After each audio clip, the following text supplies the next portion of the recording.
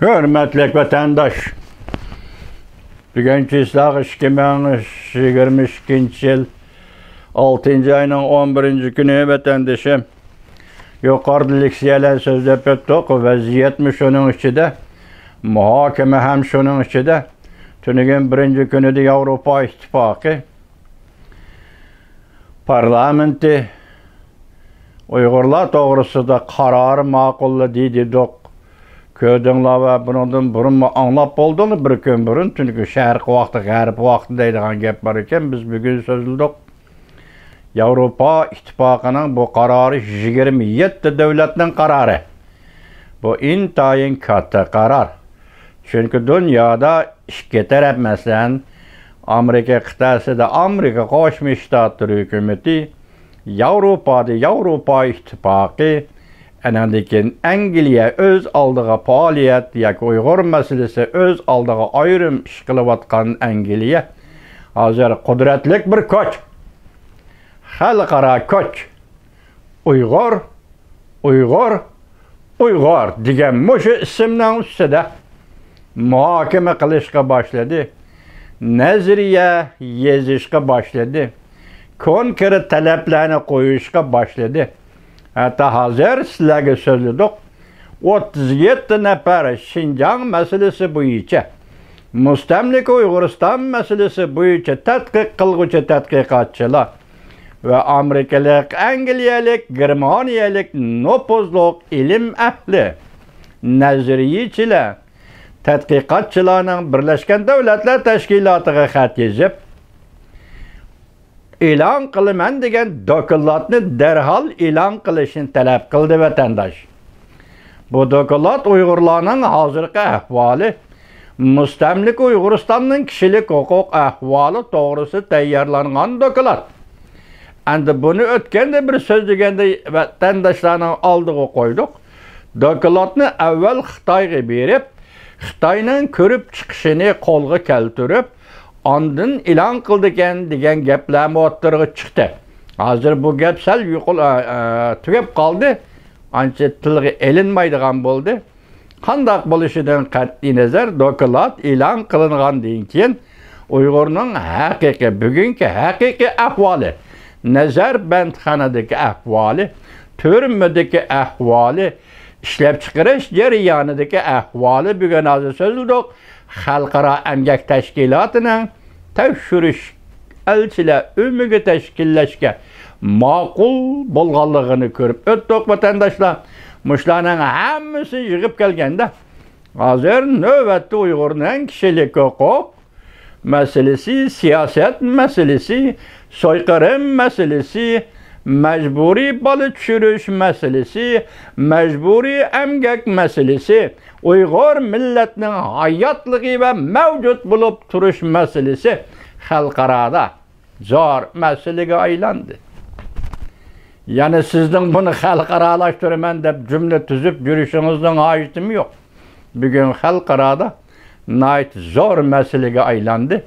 Bre biz bu devletlerge mesela yokkurduk 37 nefer adamga rahmet aytqandan başka şu alimlar yaşayatkan 10 devletke hem rahmet aytimiz. Bu devletler Amerika, Kanada, Avusturya, Germaniya, Angliya başçılığındaki Şvetsiya başçılığındaki devletler bulara hem rahmet aytimiz, teşekkürümüzü bildirimiz. Biz fakat şu ahlaki, başkışta ahlaki seviyede durup G'arb dünyası elleriga, G'arb devletler hükümetlerine Uygur'un bugünkü derdini yetkizimiz ve şu yusunda ularning işlerine rahmet aytimiz vatandaşa. Bu katta gap.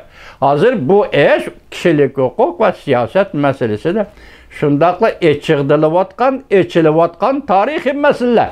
Tahi içilmedi o degendek. İçilivatkan tarihi mesele ve G'arb dünyasının Uygurlarının kişilik hukuk köngül bilişi hazır Cungo hükümetini putu köygen tohodek bir ahvalga düşürüp koydu. Karşı teşvikat edip baktı, akmadı. Karşı töhmet kılıp baktı, akmadı. Hatta Guangdong'u turuşluk Amerika'nın konsulxanası üstüdün qarşı təşviqat elib bardı aqmıdı. Xalqara cəmiyyət hazır Cüngü Kompartiyasının nima partiya, onun rəhbərligidəki hökumətinin nima hökumət ikənligini allaqaçan bilib boldu.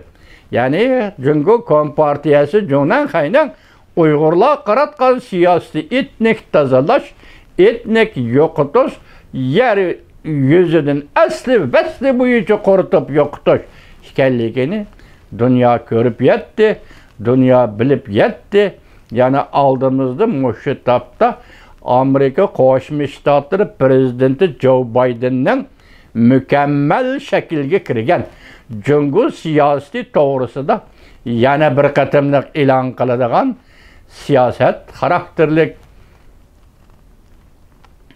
malumatı yakında o'ttirg'i chiqadigan biz bunu kütüp duruvatımız vatandaşım. Prezident Joe Biden Cüngü siyasetiga qandaq muomala qiladi. Yaqindan beri endi yana birisi Amerika Qo'shma Shtatlari o tarafda Ukraynaga yordam berib, Zelenskiy hukumati va Zelenskiy armiyasining Rossiyaga qarshi turishiga tilakdoshlik qilyapti. Bu tarafda yaqinda yana Tayvanga harbiy qurol yaroq setib berib, belki Prezident Joe Biden davrida 4-cü qatim deseniz buldu. Setip berib, bu tarafta Tayvan xalqining demokratik tüzümni, demokratik devletni, demokratik qimmat qarashlarini qo'g'dash, shundaqla Tayvanning territoriyasi qo'g'dash masalasida Amerika ikki tarafdan, o tarafdan Ukraynaga, bu tarafdan Tayvanga yordam beryapti. Üçüncü taraf bulup naiti şiddetlik, naiti inçke, naiti tepsili itibar beriyotgan mesele. Mustamlik Uyg'uriston meselesi, kişilik hukuk, siyasi meselesi, soykırım meselesi, bulağı köngül bölüşmü? Bu ikisiga meselen Ukraynaga köngül bölüş bilen Tayvanga köngül bölüşten ibaret köngül bölüşten içinde o'xshashli derecede. Amerika Qo'shma Shtatlari ve onun devlet mahkemesi, devlet işler katibi Antony Blinken, Aksaray Prezident Joe Biden hükümeti maşında köngül biliyatdı.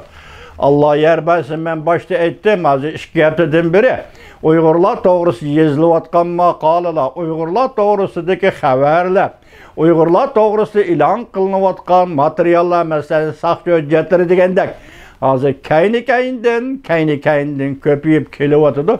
Endi g'arb dünyası shunday o'ylaymiz ki vatandaşlarım, Uygurlar doğrusida bir qarorga keladigan vaqt yaqinlab keldi. Uygurlar doğrusu bir siyaset belgilaydigan vaqt yaqinlab keldi. Hürmetli vatandaşım, şunu görüp oldunuz ki 5. ayının 8. günü qaralangan yoki töhmetga uchragan yani bir inqilobchimiz, faoliyatchimiz Sitim Türk Türkiye'de aeroplan o'ltirib Amerika Qo'shma Shtatlari Washington Dallas aeroportiga tushdi. Bu bir boshlanish, bu bir o'zgarish. Balki Uyg'ur siyosetini belgilashning ciddi paytlarda negizlik ve asaslık özgürüş hasıl qilishi mümkün Amerika Qo'shma Shtatlari degan mushundaq xiyolda, mushundaq orzuda qarab turibmiz. Hurmatli vatandoshlarım, hammanglarga Allah yar bo'lsin, teninglarni salomat qilsin. Ben baştan ahire aytib keldim. Uyg'ur meselesi bugün kunda beraber Amerika'nın tashqi siyosati nima? Mushu masalaga diqqat qilamiz, mushu masala ustida faoliyat qilamiz. Hurmatli vatandoshlar.